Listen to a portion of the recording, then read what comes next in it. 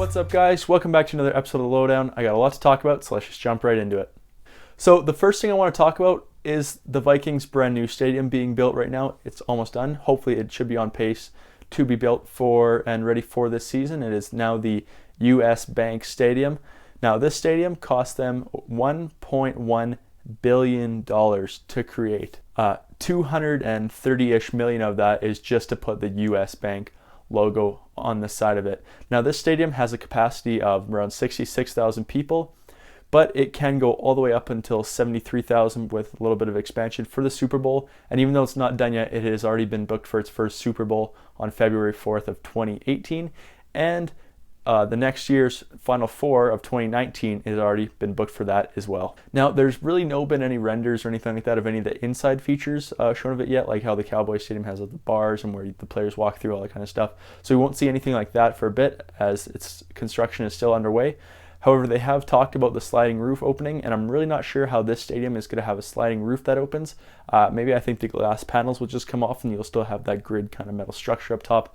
But again, there's some brilliant engineers out there. We won't see what really happens until it is finally unveiled. And next I want to talk about Adrian Peterson. So if you're unfamiliar, Adrian Peterson is the running back for the Minnesota Vikings, and he recently donated $100,000 to his hometown, Palestine, Texas, who, if you follow any sports, you'll see that they had some major flooding there. A lot of people are saying props to Adrian Peterson. It's making a lot of big headlines and stuff.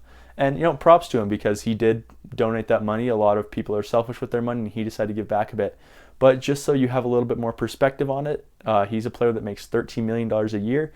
And if you break this number down, that $100,000 he's paid in only 3 days, 2.77 days, I think is the actual number. So in less than 3 days, that's how much money he makes.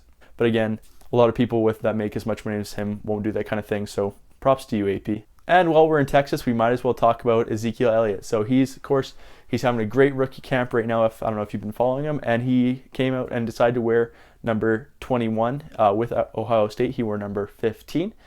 And within the first week prior to the draft, he has already topped the rookie sales. They haven't put out the official numbers of how many sales he has yet. But in second place is Carson Wentz wearing number 11. And number 3 is Jared Goff wearing number 16. Although this doesn't seem very surprising to me, though. Again, the two quarterbacks, you got Philadelphia and you got the Rams. Pretty big fan bases, especially for the Rams. They're both looking for their savior quarterback.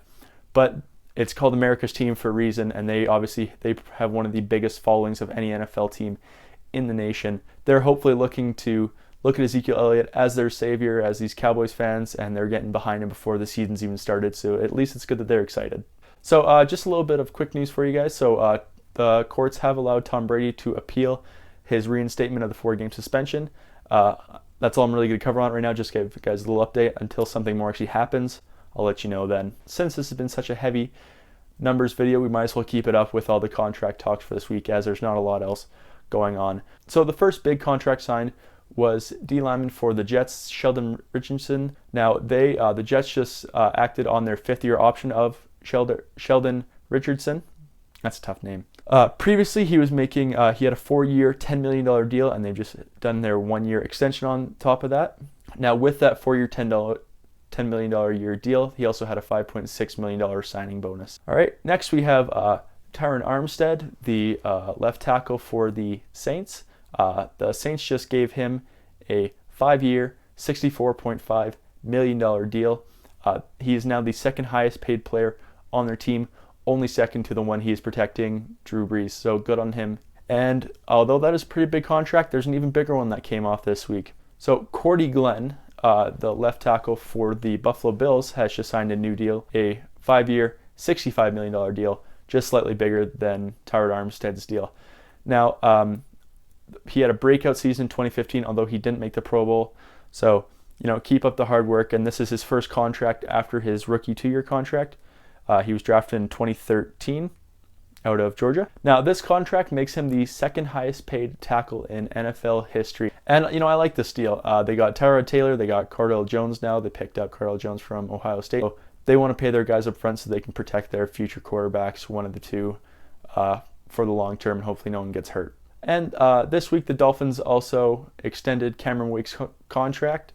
The Dolphins gave him a 2-year, $15 million contract for the next 2 years, and they also made $10 million of that guaranteed to him. Also, this week, Justin Tuck is set to sign a 1-day contract with the Giants so he can retire as a Giant, which of course I love. If you know me, not a big Brady fan, so I loved watching those 2 Super Bowls of the Giants taking down the Patriots. Don't hate, everyone's got their own perspectives.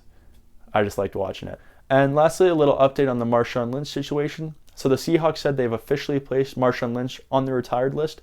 However, since Marshawn is still out doing a little bit of charity work, Egypt, he's moving around a lot right now, he hasn't actually signed the paperwork yet, but he is on the retired list to show that it's probably not a hoax, that he's doing some sort of comeback, and it's probably over at this time for him. All right, thanks guys for another episode of Lowdown. If you'd like, go check out all my social media, preferably Instagram. It's my one of choice.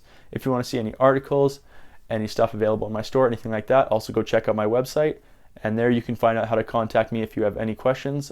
Any other questions though, just leave them down below. And if you like this video, don't forget to either share it or like it, as those help me out a lot in producing the show. And so yeah, thanks.